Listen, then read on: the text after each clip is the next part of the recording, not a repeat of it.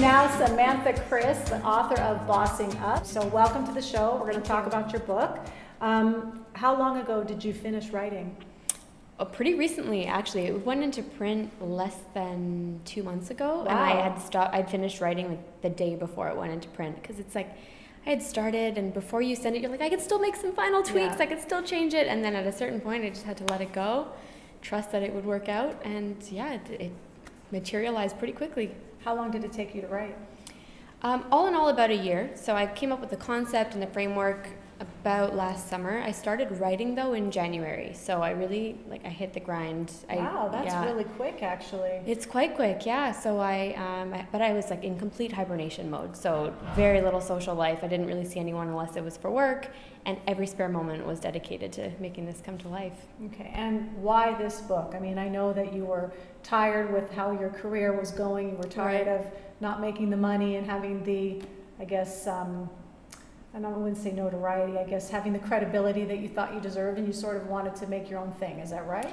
Somewhat. So I was making a great salary. I was really happy where I was. I had kind of plateaued. I had reached a point where I noticed there was very little room for me to grow, and I was too young in my career to really stay there. So I looked at my opportunities and what they were at the moment and figured this is not where I see myself being. I know that I'm capable of more. I want to do more.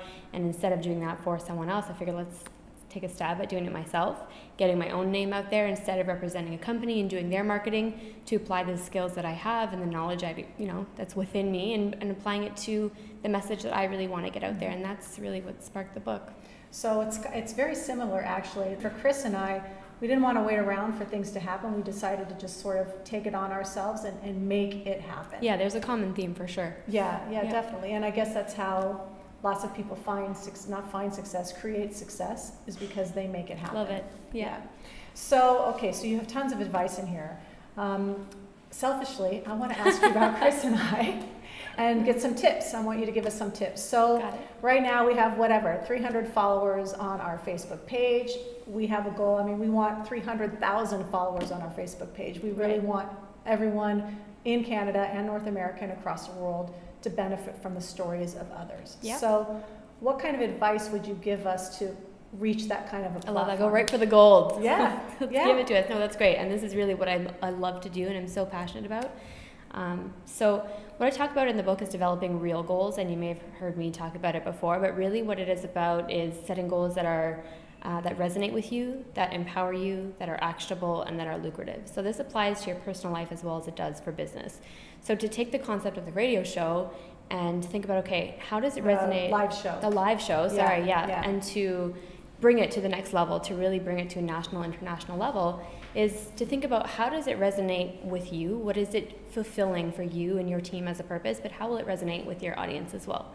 So I think you've done a great job already at bringing in people who have lots of great stories, who have different experiences, and giving your audience that kind of spectrum of information, and to learn different things, different approaches, personalities, and how they've been able to make things happen, I think is an awesome first start. So empowering is really, you want to connect with them, that's great, but how do you enable them to take that information and empower them to do something with it?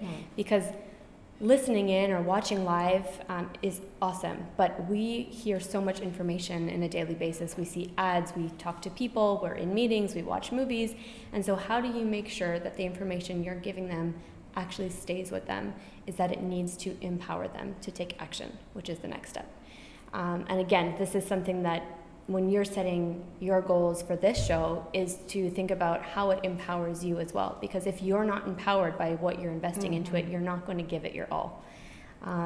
So it's interesting you're saying this. So I'm going to play devil's advocate here, because you can look on TV, you can look at Netflix or Amazon or whatever you want to watch. And there's some stuff that is not about empowering anybody, yet there's millions of people who are watching it, and it's kind of like trash TV. And people aren't really getting anything out of it for themselves personally, but they're enjoying it. So why is that the key, let's say, for Chris and I, versus just maybe creating entertainment that people just want to watch for just to watch? That's fair. Your show is called This Matters to Me, and so if it doesn't matter to them, they're surely not tuning back in. And what's really going to make them remember your message, your story, your show, is that it does matter to them. Okay. And so I think that I mean, your kind of use case more than ever is really about making sure that wherever they're at in their life, whatever they're going through, is that they can take something away. And even if it's entertainment, it doesn't need to be this deep-rooted philosophical revelation, but something that they can walk away with that says, interesting. Even if you don't use it right away, keep that in your back pocket, and eventually it will come back. It will be useful. And so if you can leave that throughout your journey and how you want to engage with them, I think will be super helpful. Okay. Well, and anyways, with the title, This Matters to Me, we're not looking for trash TV. That's never something Kris and I wanted to do, but I was just trying to say, there's that other side of the coin too. For sure. Okay, so you're not only, just so we can promote a bit about what you do for your business, you're not only just about your book, you also can coach people personally.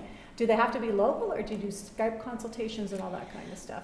Actually, in the last couple months, I am international. So I've got clients in Bali, I've got clients in Europe, in the States, and locally as well. So fantastic. Skype has been my secret weapon to making this work, for sure. It's not secret anymore. Yeah, true. It's for everyone to know. And how do people get a hold of you? So SamanthaKris.com is really, you can find everything from my social media handles on there. Instagram, SamanthaKris3.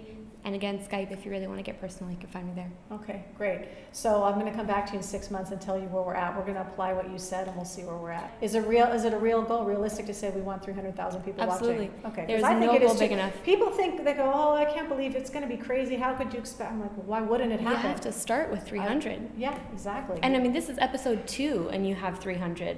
That's a good sign. Thank you, Samantha. Thank you for having me. You're welcome. Thanks. Thanks.